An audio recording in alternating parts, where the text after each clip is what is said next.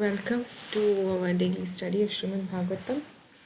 So last time we covered we just started the 20th chapter of 10th canto, the rainy season in autumn in Vrindavan.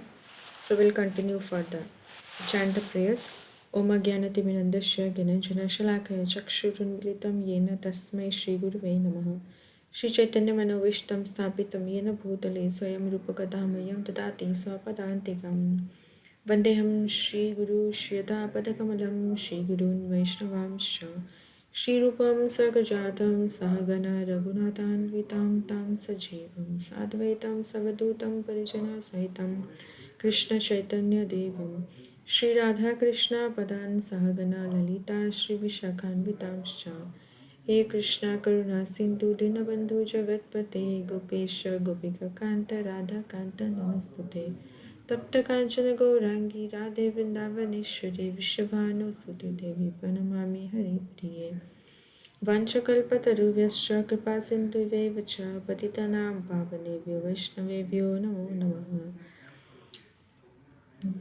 Jai Shri Namo Vishnupadaya Krishna Prestaya Bhutale Srimate Bhakti Vedanta Samaniti Namine Namaste Saraswate Deve Gaurvani Pracharine Nirvishesha Shunyavadi Pashyata Deshatarine Jai Shri Krishna Chaitanya Prabhu Nityananda Shri Advaita Gadadhara Shrivasati Gaura Bhakta Vrinda Hare Krishna Krishna Krishna Hare Hare Hare Rama Rama Rama Hare Hare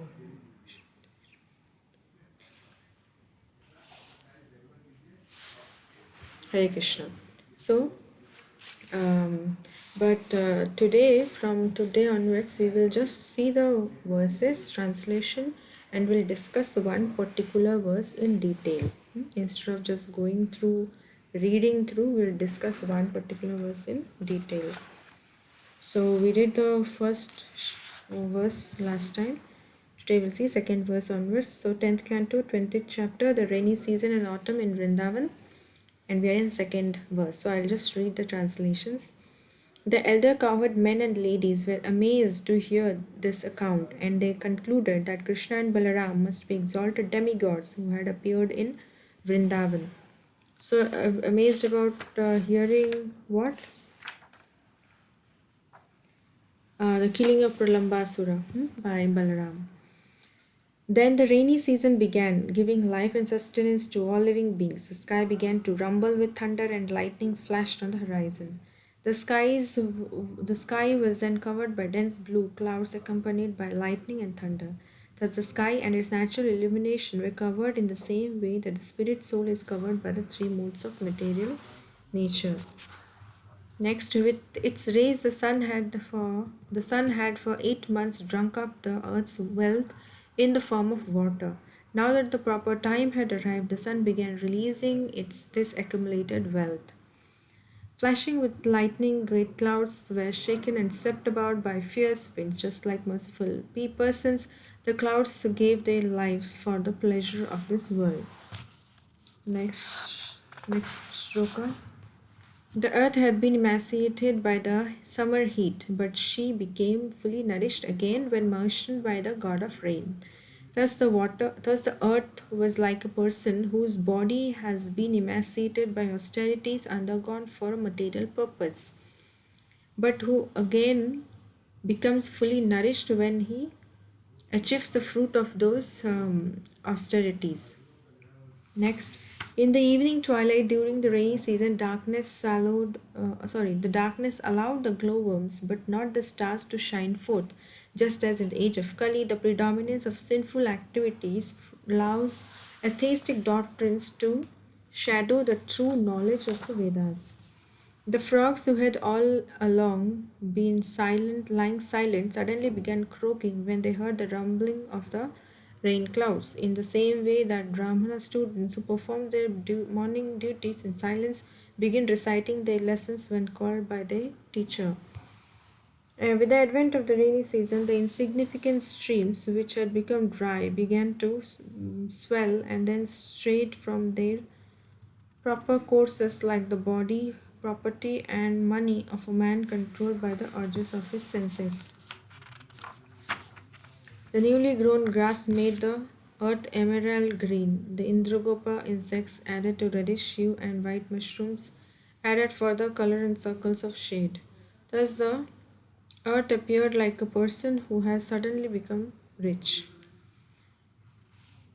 With their wealth of grains, the fields gave joy to the farmers, but those fields created remorse in the heart of those who were too proud to engage in farming and who failed to understand how everything is under the control of the Supreme. As all creatures of the land and water took advantage of the newly fallen waterfall, their forms became attractive and pleasing, just as a devotee becomes beautiful by engaging in the service of the Supreme Lord. When the rivers joined the ocean, it became agitated, its waves blown about by the wind, just as the mind of an immature yogi becomes agitated when he is still tainted by lust and attached to the objects of sense gratification. 15th verse. This we will read in detail and discuss. 15th verse. Girayo versa dhara bhirhanyamana na vivyatu abhibhuyamana vyasanai yatha dhokshaja chetasa. What word meaning?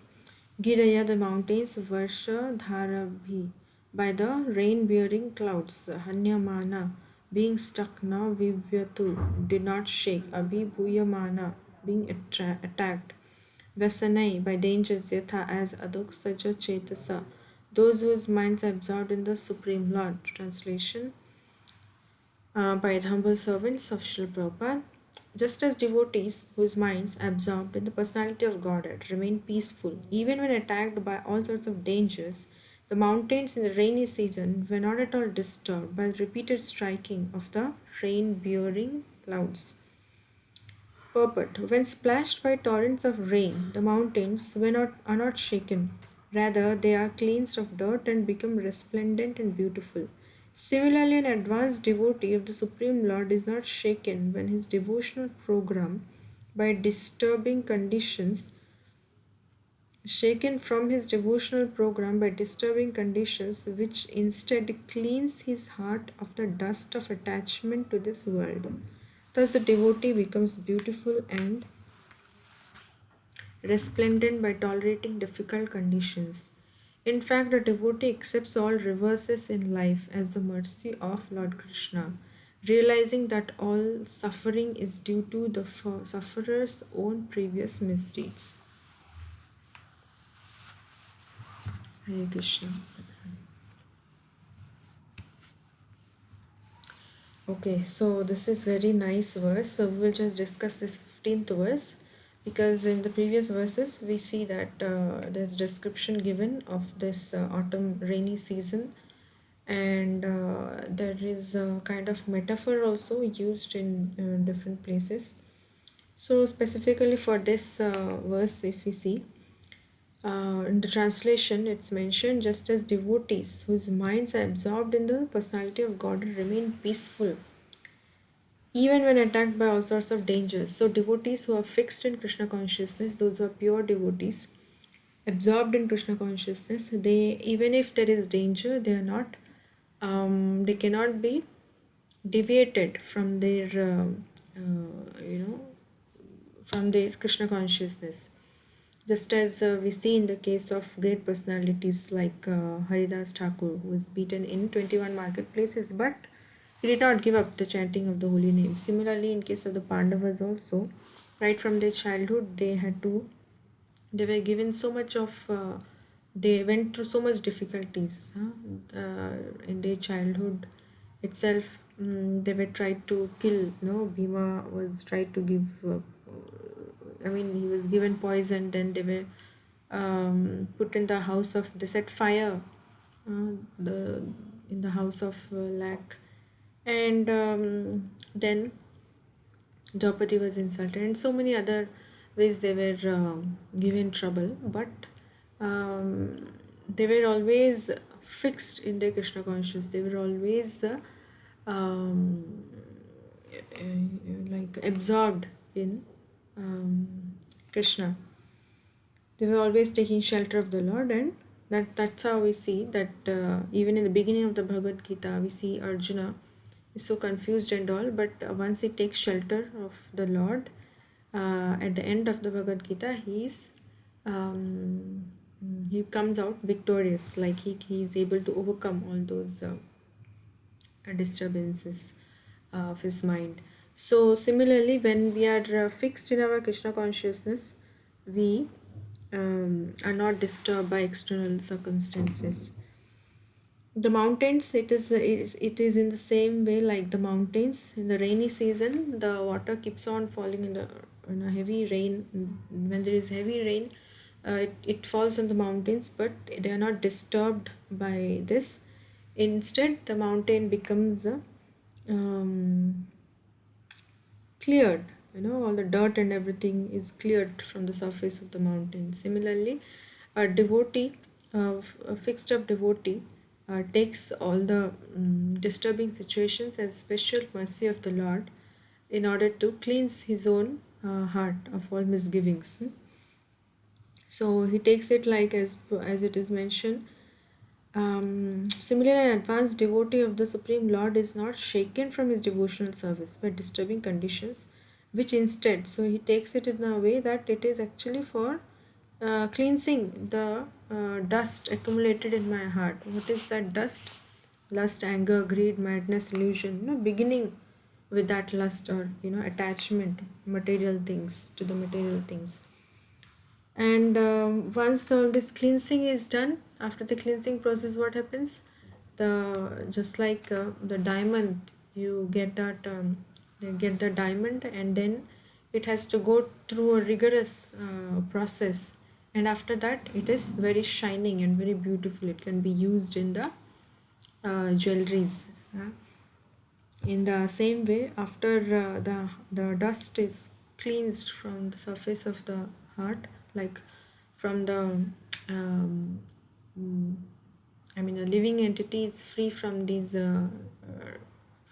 dust accumulated from millions of lifetimes. Then one becomes the spiritual effort. The spiritual nature of the living entity becomes prominently visible. One is cleansed of the dirt, and the devotee becomes beautiful and resplendent by tolerating difficult conditions. And in the material world specifically, as Krishna says in 2.14, Matasparshastu Konteya Sitoshna Sukha Dukkada Agama Paina Nityas Tam Titikshashwa Bharata. So, all these dualities like the uh, good and bad, heat and cold, this is going to be there. So, he asks Arjuna that through Arjuna, he's asking us that we must learn to tolerate them without getting disturbed. Because just like coming and going of the summer and the winter seasons, these good and bad situations will keep coming. Happiness and distress will keep coming and going. So one should not be disturbed by that and learn to tolerate them. And just by tolerating, one becomes cleansed and becomes more effulgent in one's own, um, becomes um, more pure. In fact, a devotee accepts all reverses in life as the mercy of Lord Krishna, realizing that all suffering is due to the sufferer's own previous mischief. So, this is how a devotee should take. If anything good happens, a devotee says that, okay, I actually did not deserve this, but it's the mercy of the Lord that He gave me. But He has awarded me like in this way. And when there is something bad happening, then the devotee is like, it is as per my karma, I was supposed to get very bad reaction, but it is reduced to just a token of reaction by mercy of the Lord. So this is how he takes and so we can understand that in this material world, all these um, ups and downs, or the dualities, what we say, are going to be there. But we have to, instead of struggling to make this material world a better place to live in, we should instead, the wise person will struggle to for one's improvement in Krishna consciousness, to progress in spiritual life. Because that's a wise thing to do. Why to struggle for something which is temporary? You can get temporary material achievements, but if we can give that much time and energy, that much struggle for material, for spiritual achievements, then it's going to be eternal. So that's what a devotee will do.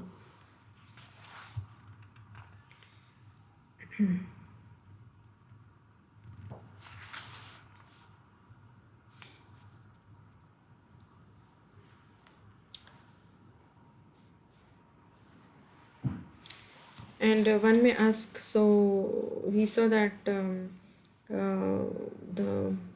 not to be disturbed by the adverse situations, disturbing situations. So how does that? How does one come to that advanced position? So the process is given to us, this whole process of Krishna consciousness, beginning with Shravanam, Kirtanam, Vishnu Smaranam. So, beginning with chanting of the Hare Krishna Mamta, our day to day, daily sadhana, what we do, Mangalati, then chanting of minimum 16 rounds, having honoring only Krishna Prasadam. So, all these following the four regulative principles. All these activities, our day-to-day activities which are given to us in this Krishna consciousness movement, it helps us in our, step by step we are progressing by following these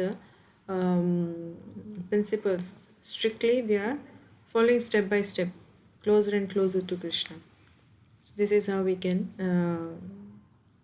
though one may say, one may be doubtful, am I really advancing or not? But just as Srila Gurudev gives the example that the child may ask, Mama, I want to grow up, I want to become tall like my father, but I don't see myself growing up. So the mother says that be patient, you will become tall like him. But Aunt Sally, who comes once in a year on Christmas, she sees, oh, you have really grown up from when I saw you last time. So the progress is happening, though it may not be so much visible prominently, but still we are advancing if we are strictly following these principles given to us in this Krishna consciousness movement. Our day-to-day sadhana, and whatever services we can do. If we are doing everything strictly, sincerely, then we are progressing for sure. As Gurudev mentions, it works if you work the process. If we follow the process as it is, then we are surely progressing. So, okay.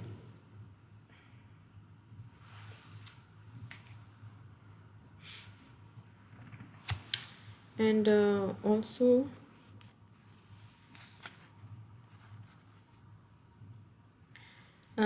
this process and this whole thing of Krishna consciousness, it becomes easy when we have taken shelter of the bona fide spiritual master.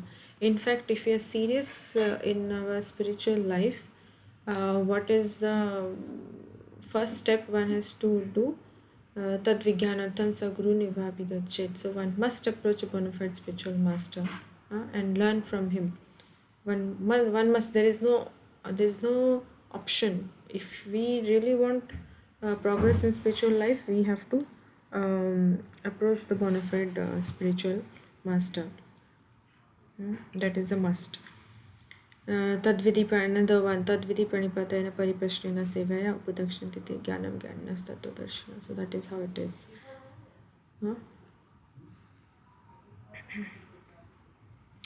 So with this, we'll stop here. If any questions or anything to discuss, we can do, or else we'll stop here. Hare Krishna.